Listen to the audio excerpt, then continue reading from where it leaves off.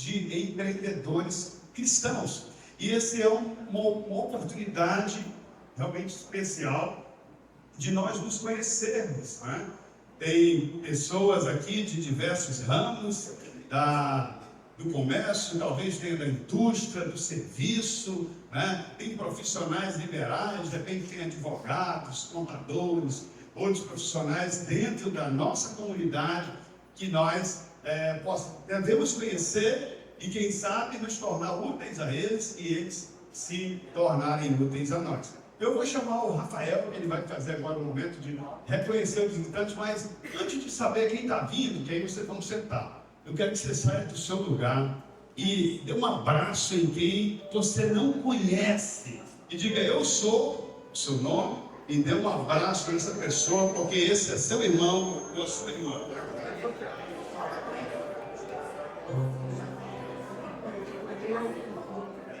É uma alegria estarmos nessa casa, confraternizar com os amigos. Eu estava aqui olhando vocês aí se abraçar, e quanta saudade, né? Tiago, se quem não conhecesse ele, pensava que ele era vereador, né? Todo mundo que ele passou aqui quis dar um abraço nele, né? Ou seja, acaba... o tempo que ele esteve fora, ele deixou muita saudade, né? Como é bom tê-lo aqui. Seja muito bem-vindo, tá, Tiago? Seguindo agora aqui a nossa programação, tem um momento dinâmico. Eu queria convidar o nosso amigo aqui, o Tiago Coriolano.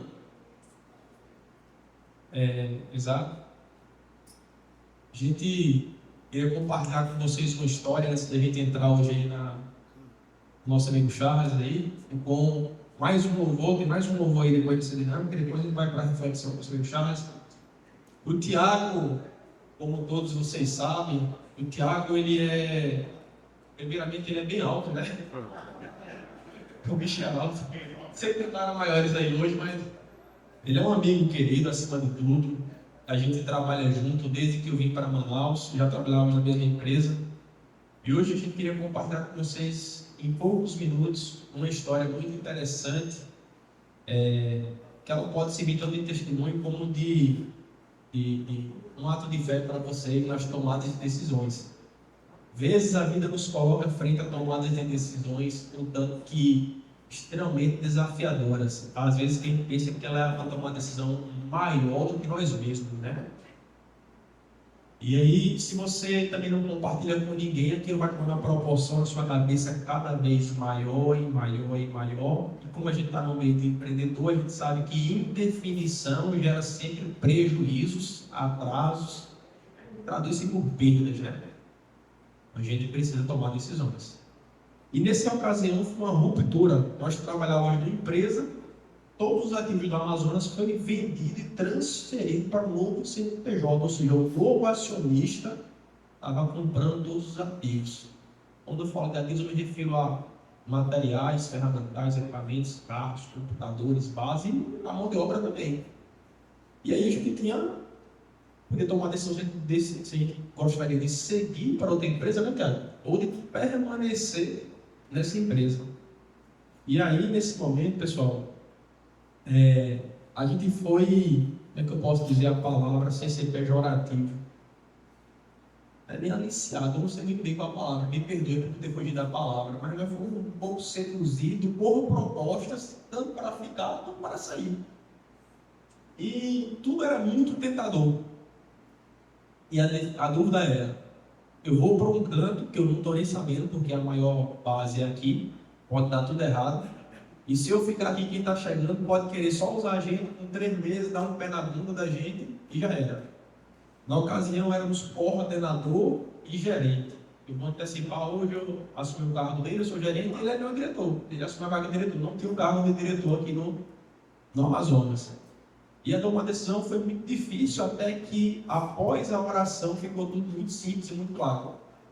E eu queria compartilhar com vocês como foi essa oração, porque foi minha primeira experiência em fazer uma oração e esperar uma resposta. Antes era só oração de intercessão por alguém, ou por mim, pedindo bênção ao Senhor. Mas naquele momento eu me vi sem... Imagina, o cara faz engenharia, resolve problema, tudo tem uma resposta. Agora eu não tenho uma resposta nem para mim mesmo. E eu precisava de uma resposta. E a minha resposta foi o seguinte: primeiro eu tive um auxílio de uma pessoa, a Fernanda, né? Uma irmã muito fervorosa, uma bênção. E ela me ensinou naquela ocasião, disse assim, olha, você precisa ser mais específico. Deus está falando contigo já há semanas. Não é possível que tu está orando com tanta urgência e ele não está te respondendo. Tu só não está interpretando. Seja mais sábio.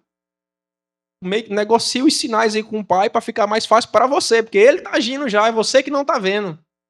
E aí eu especifiquei minha oração. E eu defini pessoas-chave das quais eu precisava interpretar a resposta. Na ocasião foi minha esposa, minha mãe e meu chefe, que era o Tiago. E minha tomada de decisão foi muito simples. Para finalizar a história, já estou no final já. A minha resposta do Senhor foi o seguinte.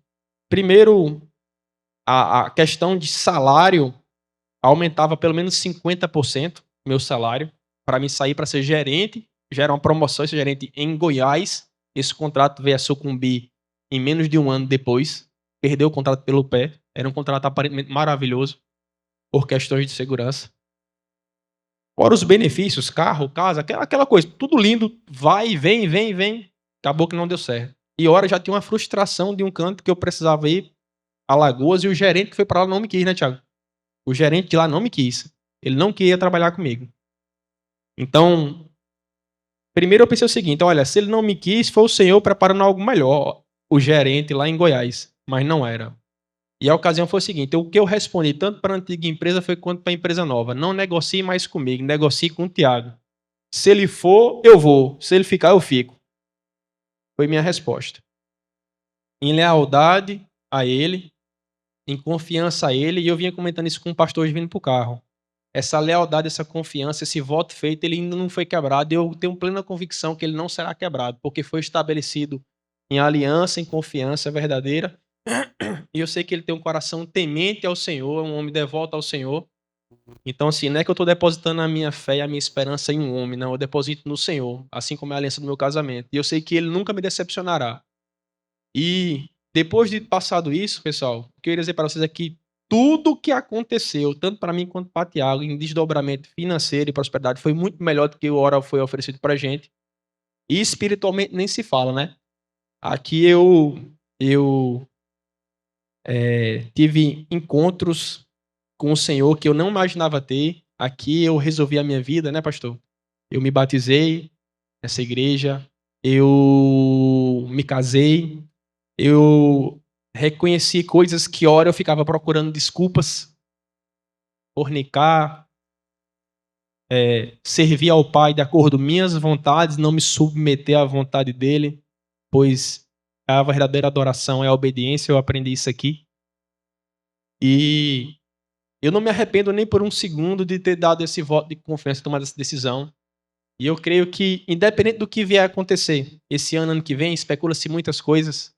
O que o Senhor preparou para nós, e não tem a ver com dinheiro, não tem a ver com prazeres, é muito melhor do que hoje eu posso imaginar. Porque eu sou pequeno e limitado, mas Ele é infinito. E é isso que eu queria compartilhar com vocês. Tá bom?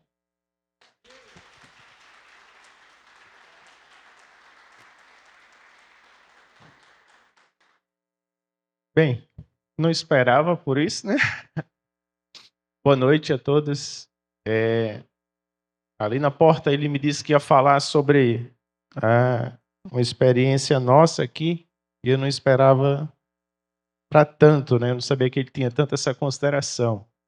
Muito embora recíproca a nossa consideração. Embora emocionado, eu não gosto de falar de mim, mas vou falar do Rafael propriamente. O Rafael, ele trabalhava na empresa anterior à minha. Trabalhava comigo na empresa anterior. E eu achei engraçado que ele foi transferido para Manaus, sabe, Divino? E ele veio lá da Bahia. Ele trabalhava nessa empresa na Bahia e ele foi transferido para trabalhar aqui comigo. E lá ele tinha uma pessoa na mesma função que eu, que era o chefe dele, que era o gerente. E lá ele era convidado pelo chefe dele para beber, para festa, né? Porque o Rafael, ele estava no mundo, vamos dizer assim, né? Ele conhecia Cristo, né? Mas ele tinha sua fé, mas ele era convidado para essas coisas. E quando ele chegou aqui, ele se deparou com uma realidade muito diferente. em nossos eventos na empresa, ou qualquer situação, nós fazemos orações antes de iniciar. Rafael conheceu nossa fé, conheceu nossa igreja, conheceu minha família, minha casa. E hoje esse rapaz aqui, ele se batizou na nossa igreja, ele se converteu, ele, eu não gosto de usar essa palavra, mas se batizou e também se casou aqui na igreja. E hoje ele ajuda para o reino, né? E eu creio que tudo isso, como ele bem falou, foi fruto de decisões, mas não decisões tomadas por homem. Na verdade, fruto de oração, pessoas que oraram para esse propósito e que a gente conseguiu, com a ajuda do Senhor, e até aqui nos ajudou o Senhor. Amém.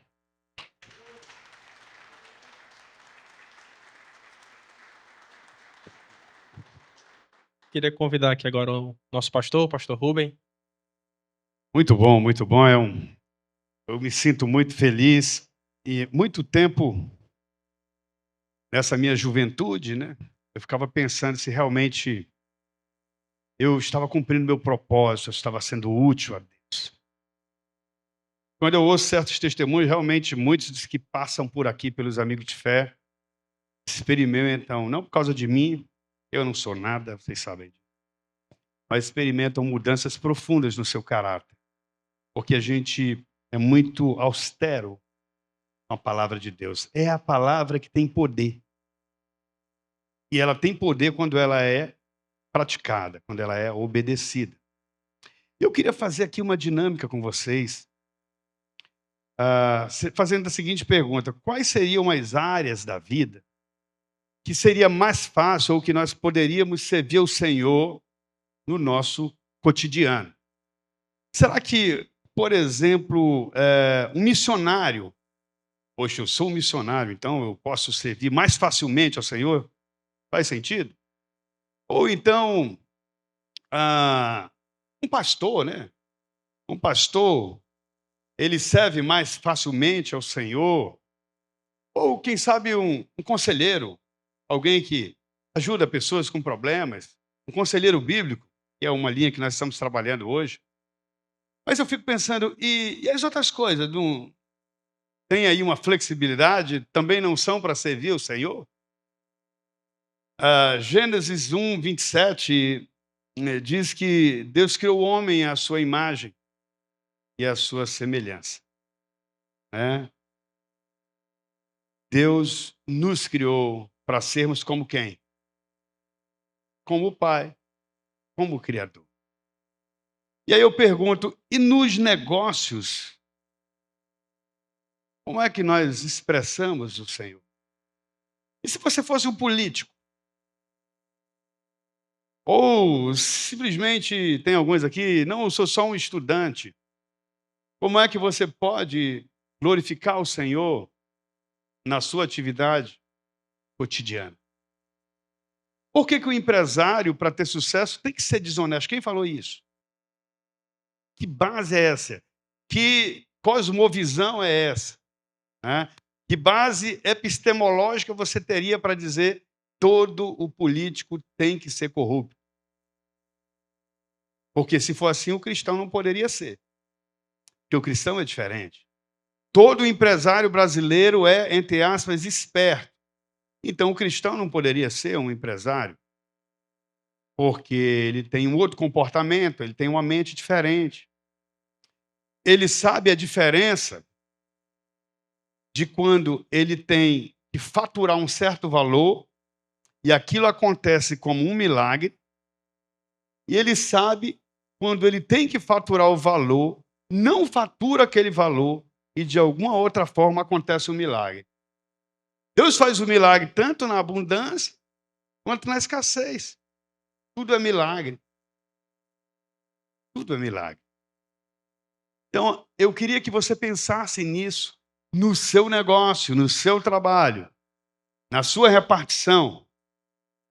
Nós temos aqui muitos testemunhos aqui dentro de, por exemplo, foi falado aqui, então posso citar o nome, o Gian. O Gian, ele fez um negócio dentro da empresa dele, ele contou aqui num dos nossos encontros, e ele fez um negócio muito bom para a empresa, Só que aquele empresário que contratou o serviço da empresa que ele atua, queria fazer um negócio à parte com ele e disse, cara, eu te dou uma gratificação, um presente de R$5.000. Ele foi muito sábio, ele não destratou o cliente, disse, cara, foi bom para ti o negócio, para a gente está bom, a gente ganhou o que a gente pretendia, não precisamos de nada mais que o que foi negociado. E aí ele foi lá com o patrão dele, honestamente, disse, olha, aquele seu amigo, a gente fechou o negócio, o senhor aprovou o negócio, lembra? Lembro, tudo certinho. Então, ele me ofereceu R$5.000 para a gente fazer um acordo. E eu disse para ele que estava dentro, que o que eu tinha feito estava dentro do que era correto dentro da empresa, estava bom para nós tivemos um bom lucro. E eu queria que você soubesse disso, porque eu não sei trabalhar de outro jeito. Sabe o que o patrão fez, gente boa? Disse, cara, quando acontecer isso, fala comigo mesmo. Você não precisa de dinheiro extra, eu vou te dar um aumento. Só porque você está sendo leal. Só porque você está sendo correto. Traduzindo, só porque você está representando Deus. Só porque você está representando Deus. Essa é, nas entrelinhas, o que aquele empresário disse. Porque é comum a esperteza. Eu conheço empresários, inclusive do nosso meio, que tiveram que sair de certos ramos. E esse cara não ficou mais pobre. Porque o ramo que ele estava exigia muito esquema, muita propina. E ele não sabia andar daquele jeito. Então, amados, eu quero dizer para você nessa noite, que é empresário, que é empreendedor, a sua fonte é o Senhor. Quando eu coloquei isso na minha cabeça, isso foi uma virada de chave. Porque quem manda o cliente para nós é o Senhor. Então você pode ter 10, 20, 30, 100 clientes e ganhar X. Você pode ter só um e ganhar tudo isso, se assim Deus quiser. E ganhar a mesma quantidade, ter o mesmo movimento que o outro. Mas você precisa andar pela fé. Andar na verdade. Me alegro que muito daquilo que a gente comenta aqui tem ido para outros lugares. O Tiago já tinha essa prática lá na empresa dele, eu fiquei feliz. Ele reúne a empresa dele, não é de um cristão. Assim, ele é um cristão por modo de dizer, né? Por modo de operar. Eu sou um cristão, o cara não vai dizer que é um ateu, né? Mas ele realmente não é um cristão. Ele tem alguns princípios que nós cristãos professamos. Mas o Tiago não perde uma oportunidade de mostrar o Senhor lá, de glorificar o Senhor nos encontros que são mais de 4.000 funcionários. É isso, Tiago? Mais de 4.000 funcionários. E dizendo para você o seguinte, o Tiago, quando começou lá, ele era o quê, Tiago? Leiturista. A função mais privilegiada para quem quer ser diretor. Sabe o que é um leiturista? Sabe, né? É aquele camarada que vai de casa em casa para ver o quanto você consumiu de energia e registrar. E porque ele é um homem fiel, um homem leal. Ele é diretor hoje operacional, é isso? Diretor operacional. E Deus colocou do lado dele um homem leal. Que ele é leal. Se você for um homem leal, uma mulher leal, Deus vai colocar do seu lado pessoas leais. Porque o Senhor realmente deseja o teu sucesso. Deus, Ele é por ti, não contra ti.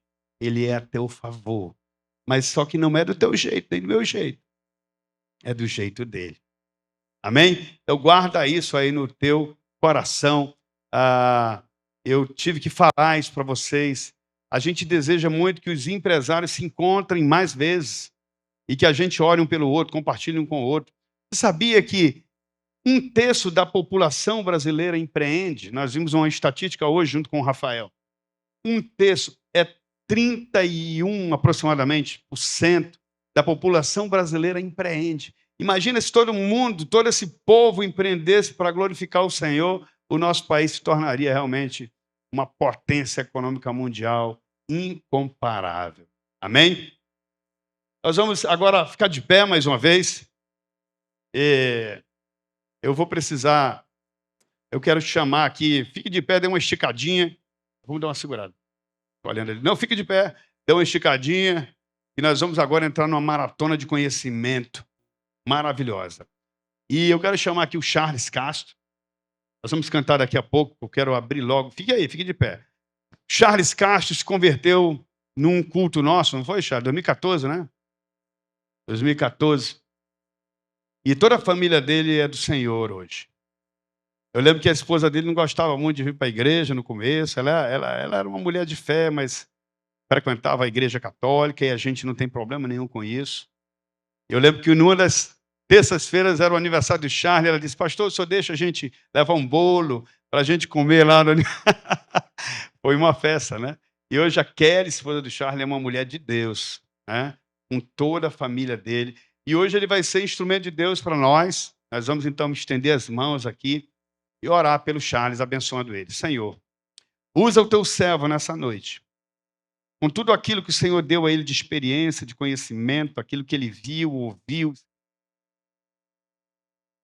Tua mão esteja sobre ele.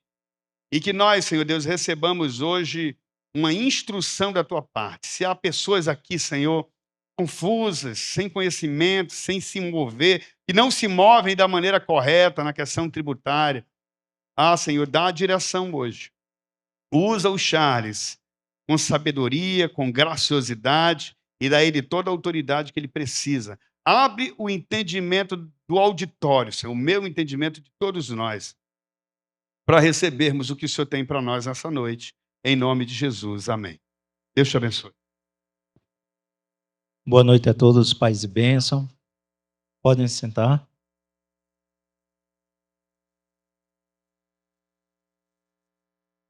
Na verdade, eu não considero hoje uma palestra, né? Eu considero uma troca de experiências, onde vocês empresários, eu também, né? Nós vamos trocar conhecimento e trocarmos experiência. Durante a palestra, aqueles que tiverem dúvida, que queiram interagir, só levantar a mão e a gente vai trocando essas experiências, ok? O nosso tema da nossa palestra seria empresário legal, né? Por que empresário legal? Porque, como o pastor colocou, uma das primícias de Deus é que trabalhemos como legalmente, né? Ou seja, a bênção de Deus depende muito da maneira como nós agirmos, tanto na nossa família, como no nosso ciclo de amizade, como também dentro do nosso negócio. Ou seja, para que Deus nos abençoe, é preciso que nós estejamos em sintonia com Ele. Então, se a gente trabalhar de uma maneira desleal, com certeza isso não vai agradar a Deus. A gente sabe que na política tributária que nós temos hoje dentro do Brasil, é muito difícil realmente o empresário trabalhar 100% de uma maneira correta, né? Ou seja, a nossa carga tributária ela termina sendo tendenciosa para que os empresários não ajam da maneira como deve ser, né? Assim, um dos passos que eu entendo que está sendo feito para que isso mude um pouco é a própria reforma tributária, né?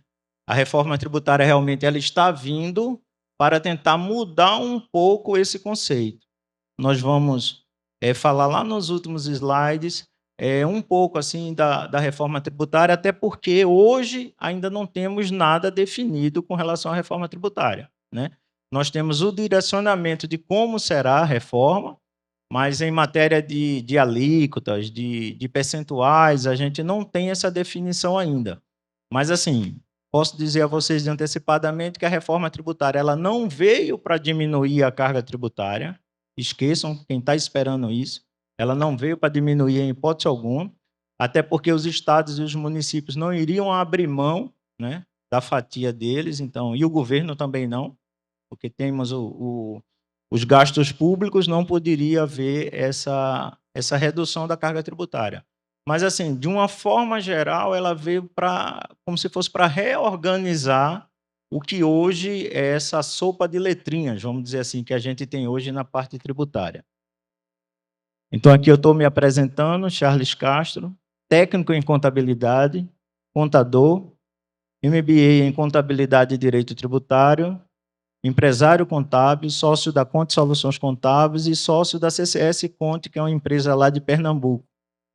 Poxa, Charlie, mas técnico em contabilidade, isso ninguém usa mais, né? O cara é contador, pós-graduado em direito tributário e coloca lá no currículo dele que ele é técnico em contabilidade. Por que isso? Eu comecei meu curso técnico, eu tinha 16 anos, né? Concluí ele com 18 anos. E eu vou ser sincero a vocês, eu não troco meu curso técnico de contabilidade pelo bacharelado de hoje das universidades, com toda certeza. Então, por isso, aonde eu vou me apresentar, eu me apresento primeiramente como um técnico de contabilidade. Porque isso, para mim, 16, 17 e 18 anos, foi enriquecedor para o meu currículo. A base que eu recebi lá na escola pública, fazendo um curso técnico, serviu e muito para algumas coisas que até hoje, embora pode parecer arcaica, eu ainda utilizo na minha vida profissional. Então, aí nós começamos com o conceito de empresário, né? De acordo com o Código Civil, um empresário é quem exerce uma atividade econômica, o quê? De acordo com o Código Civil, um empresário é quem exerce uma atividade econômica organizada, ou seja, é o primeiro tópico do Código Civil para definir um empresário. Então, uma pessoa que é empresário e a sua atividade ela não é organizada, para o Código Civil ele é descaracterizado, ele não é empresário. Então, a primeira coisa que o empresário tem que botar em mente é, para eu ser empresário, eu preciso ser o quê? Organizado. De forma profissional para produzir ou circular bens ou serviços. Então, assim, primícia do empresário, ser organizado. Porque, assim, esse estudo que a gente vai fazer, ele vai partir do pressuposto de quê? Da sua organização. Se você não tiver organização dentro do seu empreendimento, não vai ter contador, especialista, PhD em direito tributário que vai resolver teu problema. Porque, assim, principalmente a parte tributária, ela depende muito de quê? Da sua organização. Ou seja, o seu financeiro, né? O financeiro de sua empresa, ele tem que estar o quê? Impecável. Então, assim, se você tem a sua empresa e você não tem um controle financeiro da sua empresa, as tomadas de decisões, principalmente na área tributária, elas não irão surgir efeito nenhum. Por quê? Porque tem aquele ditado que diz o seguinte: a pessoa que não sabe para onde vai, qualquer caminho serve. Então, assim, eu tenho a minha empresa e eu não tenho um controle financeiro. Como é que eu vou ter tomada de decisões? Eu me deparo lá no escritório da gente, a gente tem uma carteira hoje de 120 clientes, né? Cliente de ramos diversificados. Eu tenho cliente que não passa para o escritório da gente a conciliação bancária, o extrato bancário. Eu digo, meu amigo, eu preciso fechar a sua contabilidade. Não, manda só o imposto que eu pago. Eu digo, mas eu não posso fazer isso. Eu sou do Simples, eu não sou obrigado a fazer contabilidade. Aí eu pergunto para o cliente, mas quem foi que disse isso a você? A lei do Simples Nacional, ela diz que eu não preciso ter contabilidade. Eu digo, tá, então vamos lá. A lei do Simples Nacional diz a você que você não precisa ter contabilidade. Tudo bem. Mas a lei do Simples Nacional está dizendo isso com relação ao fisco. Está entendendo? Se você sofrer uma ação da justiça, a justiça vai te pedir a contabilidade. Se você precisar fazer distribuição de lucro, você vai precisar de contabilidade. Se o banco te pedir um balancete, sem a tua conciliação bancária, eu não consigo te entregar um balancete. Eu vou precisar de elementos para poder fechar a tua contabilidade. Então, o que é primordial é que o empresário tenha o seu financeiro totalmente controlado de uma forma impecável. E para as decisões que nós vamos ver aqui que elas precisam ser tomadas, se você não tiver um controle financeiro, você não pode ter um planejamento tributário, né? Porque como eu vou fazer, ou um profissional vai fazer um planejamento tributário na tua empresa, se você não tem como me apresentar um controle financeiro, né? Então, nesse caso, é primordial que a tua empresa tenha um total controle financeiro. Aí a pergunta para os empresários: você sabe qual é o lucro da sua empresa hoje? Temos N empresários aqui. Alguém pode dizer assim: eu sei. O senhor sabe. Olha, parabéns.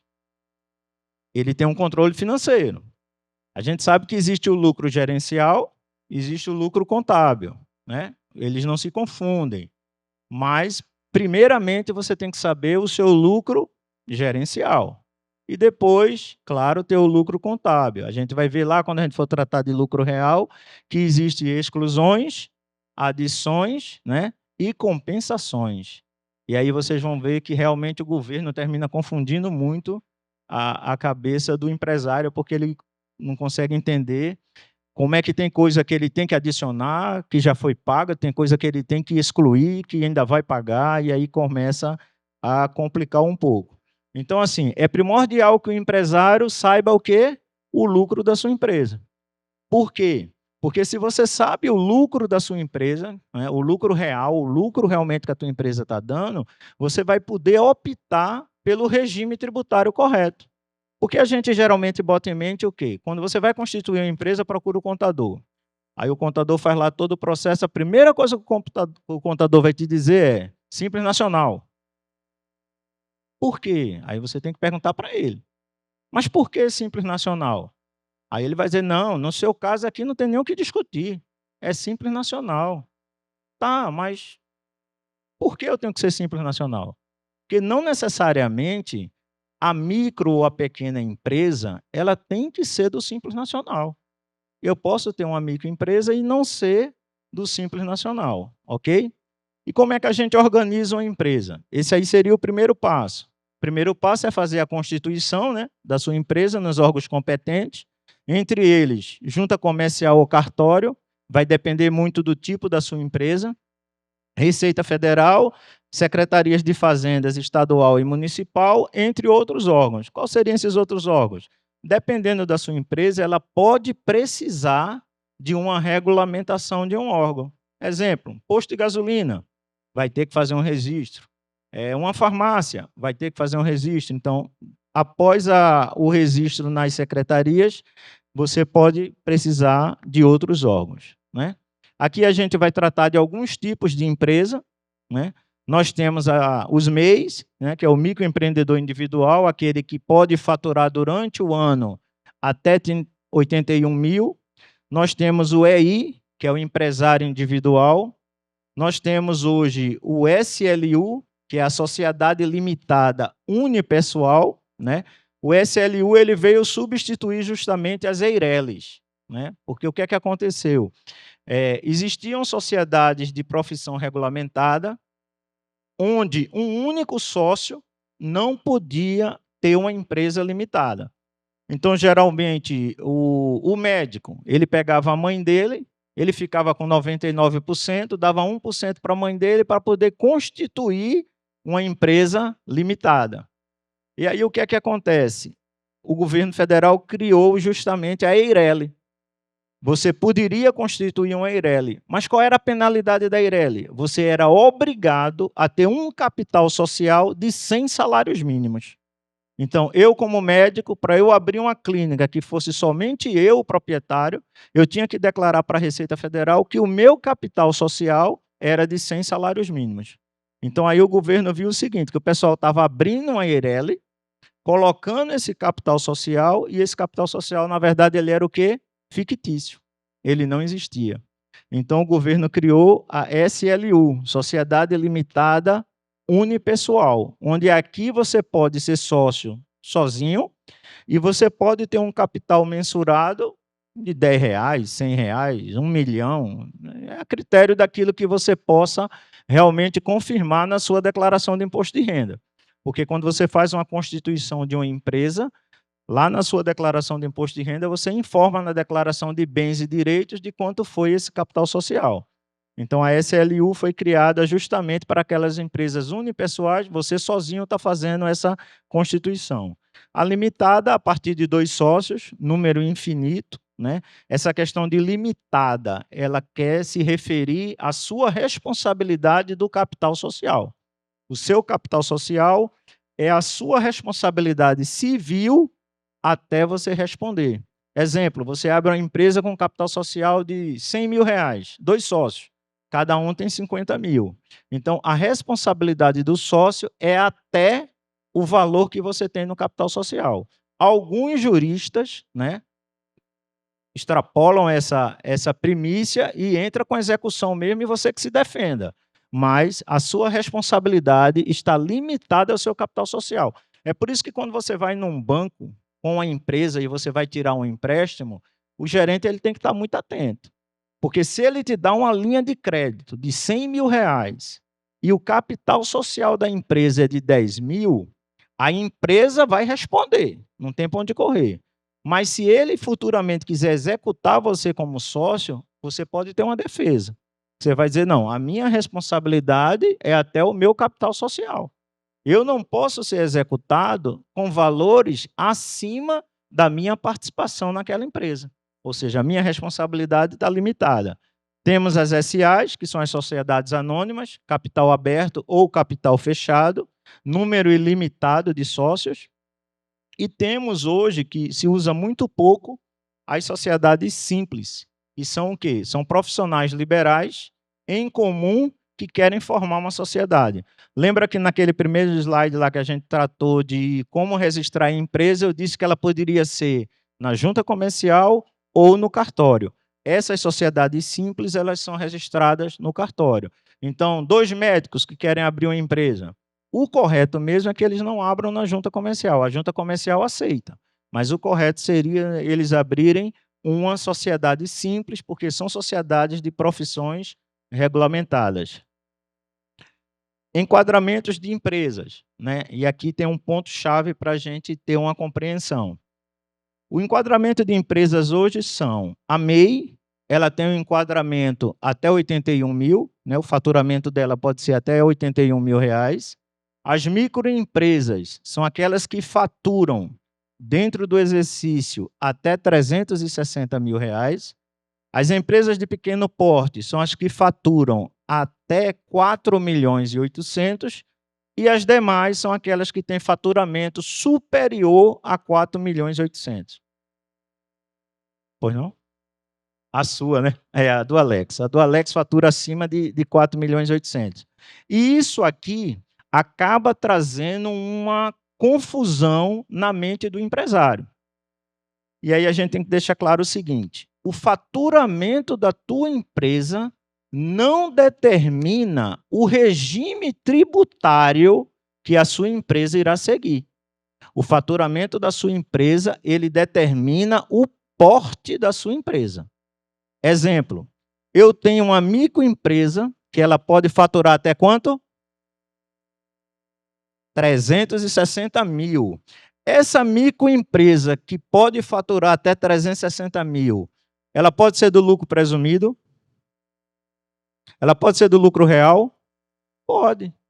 Então, regime tributário não tem nada a ver com o enquadramento da sua empresa. Ah, mas eu vou ter minha empresa no lucro real. Se eu colocar ela como microempresa, tem penalidade? Nenhuma. Pelo contrário, tem benefício. Por que tem benefício? Porque se você for microempresa ou empresa de pequeno porte, você pode participar de uma licitação sem apresentar nenhuma certidão negativa. Eita, o contador endoidou. Como é que eu vou participar de uma licitação sem apresentar certidão negativa? A lei te ampara. Microempresa e empresa de pequeno porte, ela pode participar da licitação, mas eu estou dizendo o quê? Que ela pode participar. Ganhou a licitação, ela tem 5 dias para apresentar as certidões. Aí é uma outra história. Diferente das demais empresas, porque você só entra no processo licitatório com todas as suas certidões. Então, assim, fora isso, tem outros benefícios. Pronamp, linhas de crédito. Então, assim, vai constituir tua empresa? Ah, faz uma projeção. O meu faturamento vai ser até 360 mil. Pede ao contador para fazer um enquadramento. Vai ser acima de 360 mil. Enquadra como EPP. Aí eu tenho certeza que eu vou estourar os 4 milhões e 800. Qual a decisão que eu tomo?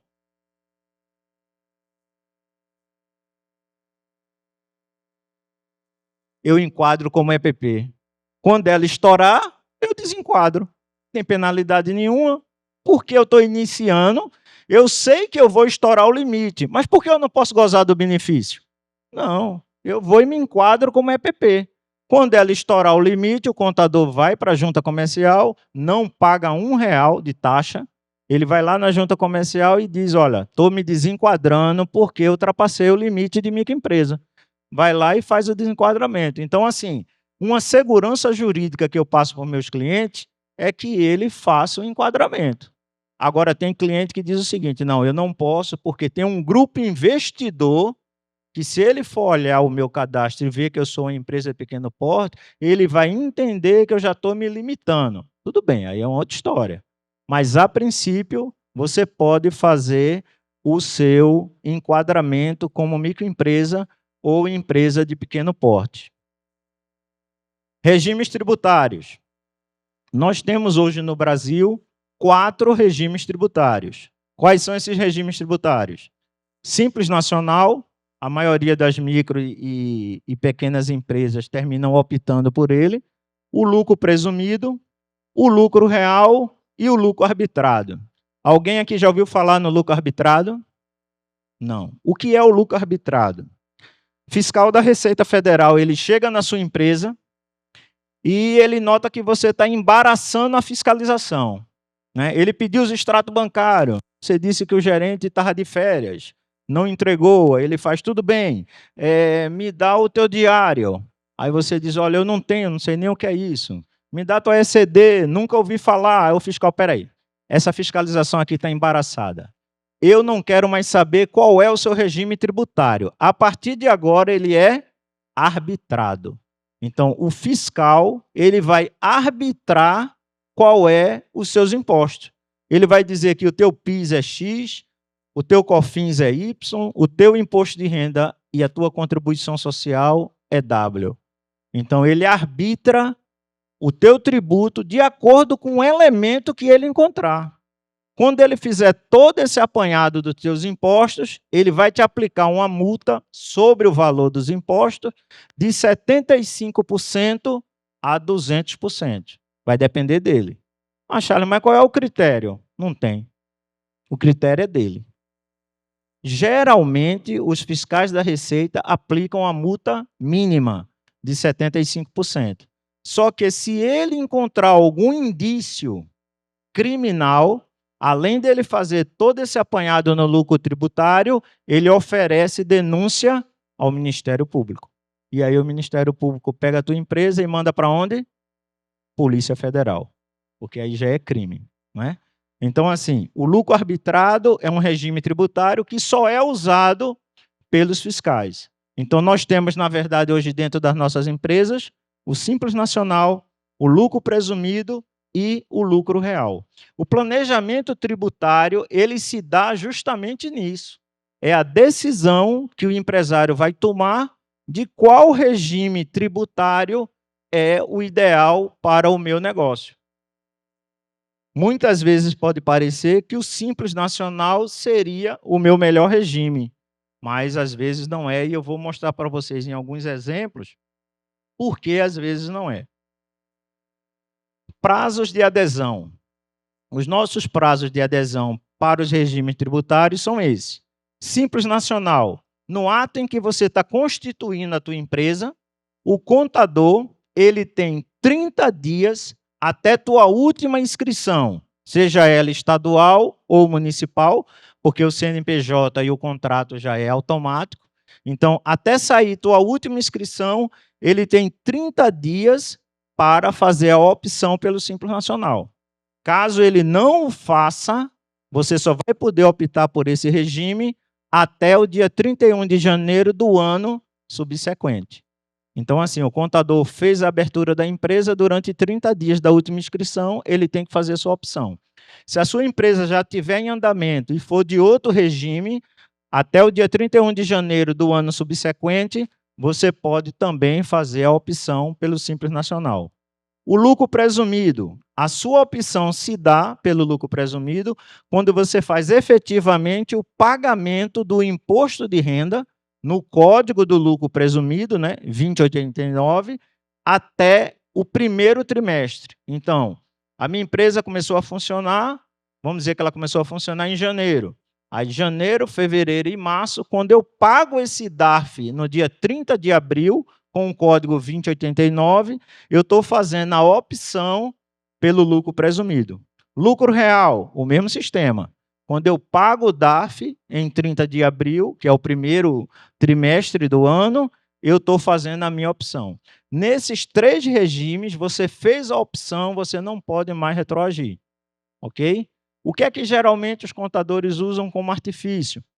Eu estou no Simples Nacional, vou fazendo meu planejamento tributário e durante o exercício eu estou vendo que seria melhor estar no lucro presumido ou no lucro real. Mas eu já fiz a minha opção. E agora? Qual é a saída? É uma saída simples. Tem um custo, mas ela é simples. A Receita Federal diz que no Simples Nacional, algumas empresas são o quê? Impedidas de estar no Simples Nacional. Então, geralmente, o que é que eu aconselho ao meu cliente? Ele chegou, tem uma nova maneira dele tributar, é melhor o lucro presumido ou o lucro real. Ele faz uma alteração contratual, isso é uma forma legal, faz uma alteração contratual. Dentro da alteração contratual, o que é que ele coloca? Uma atividade impeditiva, mesmo que ele não vai exercer. É uma atividade ilícita, ele não está cometendo nenhum crime. Qual seria essa atividade? Factory. Coloco lá, empresas de factory. Quando eu mando isso para a junta comercial, que a Receita Federal recebe o contrato, ela vem com todo o gás, né? Pensando que sou eu que estou fazendo a coisa errada. Ela diz, olha, estou lhe excluindo do Simples, porque a partir de agora você quer ser factory. Eu digo, eu quero, pode excluir. Excluiu, mudei meu regime tributário, vou ser lucro presumido ou lucro real e não cometi nenhum crime no mesmo exercício. Porque no próximo exercício aí você pode decidir. Mas às vezes, vamos dizer, no mês de abril, sei lá, o meu faturamento aumentou, ou seja, eu tenho um benefício fiscal para o lucro real ou para o lucro presumido. Aí eu vou mudar o cliente, eu tiro ele do Simples Nacional e vou colocar ele no lucro presumido ou no lucro real. A gente parou no anexo 5, não foi isso? Ó, já deixaram aí no ponto. Parabéns aí para o pessoal agora não está mais, o parabéns já saiu. Voltou o parabéns de novo. Né? Então, a gente já tratou aí do anexo 5, a alíquota de 15,5%, não é isso? A alíquota de 15,5%, caiu de novo, normal. Para faturamentos até 180 mil. Passou de 180 mil, a gente tem novas alíquotas, né? Porque aí você sai da faixa 1, vai para a faixa 2, faixa 3, faixa 4, até a faixa 6. O anexo 5 a gente já tratou disso aí também, né, que são as atividades de profissão regulamentadas. Aqui, ó, nós temos a fórmula, né? Como é que eu calculo o meu Simples Nacional depois da primeira faixa? Porque a primeira faixa ela era bem simples, né? 4%. A partir dessa primeira faixa, eu tenho que fazer um cálculo também que para a cabeça da Receita Federal ele é simples, né? Eu pego a minha receita bruta dos últimos 12 meses, eu multiplico pela alíquota efetiva, eu diminuo da minha parcela a deduzir, eu divido pela minha receita bruta dos últimos 12 meses para poder eu encontrar a minha alíquota. Antigamente, como é que isso funcionava, né? Era 4, depois era 5,5, faixa... Você já tinha as alíquotas, agora não. A Receita Federal entende que estava muito simples o simples e ela resolveu o quê? Complicar um pouco as faixas. A gente vai passar esse vídeo aí rapidinho. Pode soltar? É mais ou menos assim o vídeo. Esse vezes esse vai dar mais 3bc ao quadrado, mais b a terceira, mais c a terceira, na verdade, ó. E aqui, ó, tchá, e aqui, ó, tome, aqui, ó, tchá, e aqui, ó, tome, na verdade, ó. E aqui, ó, tchá, tchá, e aqui, ó, tome, tome, na verdade, ó, tchá, e aqui, ó, tome, tome, na verdade, ó. Logo você percebeu que o resultado é zero. Isso quer dizer, nós temos que o... Então é mais ou menos assim a vida do contador, tá? Ele pega lá, é bem simples, né? Bem simples mesmo. Vou correr aqui rapidinho. Aqui, quando você fatura no Simples Nacional acima de 3.600.000, o seu ICMS e o seu ISS, ele sai, né, de dentro do Simples Nacional, ele é calculado por fora. Tem que tomar muito cuidado com isso, né? Até 3 milhões e 600, paga tudo dentro do Simples. Passou de 3 milhões e 600, quem é do serviço paga o ISS por fora, quem é do ICMS também paga por fora.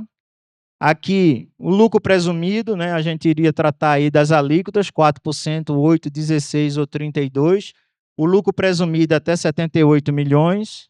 Carga tributária do lucro presumido, indústria e comércio, 5,93%. Serviços em gerais, 8,93%. Profissão regulamentada, 11,33%. Com mais 5% de ISS, 16,33%. Só que a Receita Federal determina, bem rapidinho, que o seu lucro não pode ultrapassar quanto? 20 mil. Então, vou dar um exemplo prático. Uma imobiliária que fatura 100 mil reais para a Receita Federal, a alíquota dela presumida, ou seja, a Receita presume que o lucro é 32% para a imobiliária. Então, se você fatura 100 mil reais e você aplica 32%, quanto é que é seu lucro? 32 mil. Quanto é o limite para a Receita? 20. Está sobrando quanto? Ela é tua sócia, ela quer 10%. Então, ela só permite que o seu lucro seja até 20 mil. Passou de 20 mil, ela quer a diferença, cobrando 10% de você, ok? Tua sócia. No lucro presumido também você paga o ISS e o ICM por fora, a CPP também por fora, a gente tratou disso sobre a folha. E o outro regime seria o lucro real, né? Nesse lucro real, você só paga realmente sobre aquilo que você lucra, e aí a importância de você ter a sua vida financeira bem controlada, né? E aí fazer os 3 regimes. No lucro real existem adições, exclusões e compensação. Qual é a adição? Se você paga uma multa, você abate do seu lucro essa multa, sim ou não? Mas para a Receita Federal, não. Então, ela não permite. Problema teu, se tu pagou multa, é penalidade. Exclusão. Se a sua empresa é sócia de outra empresa e recebe lucro dessa empresa, ela permite que você exclua. E qual é a compensação? É quando você tem prejuízo. Se eu tive um prejuízo na minha empresa num exercício, no outro exercício eu posso fazer o quê? Compensar esse prejuízo. Todo? Não, ela só permite que você compense 30% a cada ano, porque ela precisa de valores. Onde encontrar o lucro real? Através da DRE, que é a sua demonstração de resultado, né? Ver lá qual realmente é teu lucro. Carga tributária do lucro real, no presumido, o PIS é 0,65, no lucro real é 1,65, a COFINS é 3, no lucro real é 7,6, imposto de renda é 15, contribuição social é 9, e o adicional do imposto de renda é igual do lucro presumido, aqueles 20 mil pagando 10%. E aí a gente iria tratar de prolabore ou distribuição de lucro, né? Posso tratar disso rapidinho, pastor? Ou vai ficar para a próxima? Prefere na outra para a gente tratar com mais calma. Então, na próxima, a gente pode tratar de prolabore ou distribuição. Vou dar os tópicos da próxima, porque a gente já vai se preparar para isso, tá? Prolabore ou distribuição de lucro. A gente vai falar de uma ação direta de constitucionalidade. Isso aqui é importante, rapidinho, pastor, porque eu quero que as empresas fiquem preocupadas com isso aqui, tá? A ministra Carmen Lúcia aprovou a ADI 7276, tá? Se vocês não estão sabendo disso, se preocupem. O que é isso? Ela autorizou o fisco, junto com as instituições bancárias, de mapearem Pix, débito e crédito das suas contas. E não é quebra de sigilo fiscal. Isso foi uma solicitação do CONFAZ e foi acatado pelo Supremo Tribunal Federal. Fotografem, levem para os seus contadores, ADI 7276. Na próxima, a gente vai falar também do empréstimo de dinheiro a juros, né? Quem é aqui que empresta dinheiro a juros? Pode voltar? Volto. O Zé que empresta dinheiro a juros. A gente vai falar na oportunidade que existe uma maneira legal, tá? Existe uma maneira legal de você emprestar dinheiro a juros.